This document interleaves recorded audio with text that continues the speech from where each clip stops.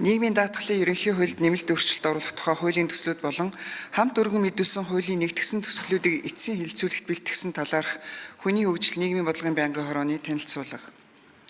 Улсын их хурлын дарга эрхэм гишүүдээ.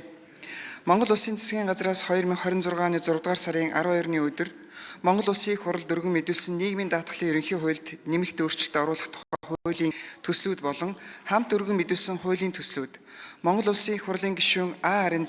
Зэ нарын 8 гишүүнээс 2026 оны 6 дугаар сарын 4-ний өдөр Монгол Улсын их хурлд өргөн мэдүүлсэн нийгмийн даатгалын ерөнхий хуульд нэмэлт өөрчлөлт оруулах тухай хуулийн төсөл.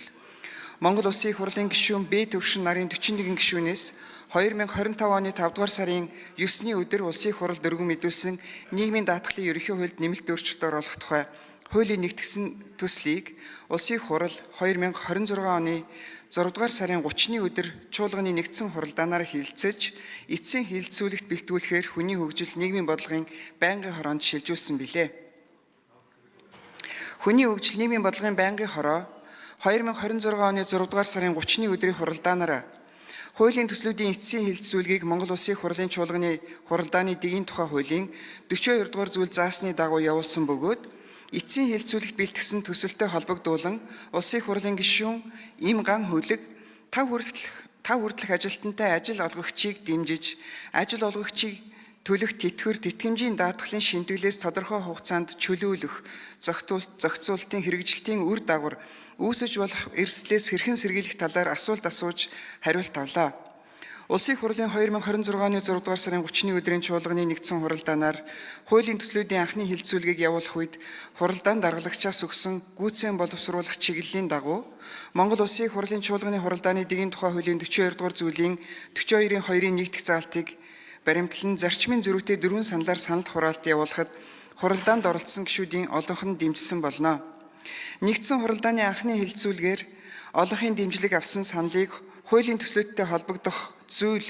хэсэг, заалтад нэмж тусган хил найруулга, дис дараалал, зүйл, заалтын дугаарыг нийцүүлэн өөрчилж эцсийн хэлэлцүүлэгт бэлтгэсэн хуулийн төслийг та бүхэнд тараасан болно. Улсын их хурлын эрхэм гишүүдээ.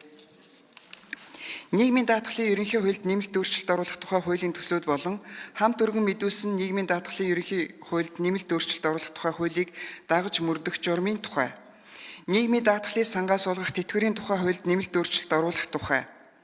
нийгмийн даатгалын сангаас олгох тэтгэврийн тухай хуульд нэмэлт өөрчлөлт оруулах тухай хуулийг дагаж мөрдөх журмын тухай, прокурорын тухай хуульд өөрчлөлт оруулах тухай, Монгол Улсын шүүхийн тухай хуульд өөрчлөлт оруулах тухай, цэргийн албан хаагчийн тэтгэвэр тэтгэмжийн тухай хуульд нэмэлт өөрчлөлт оруулах тухай,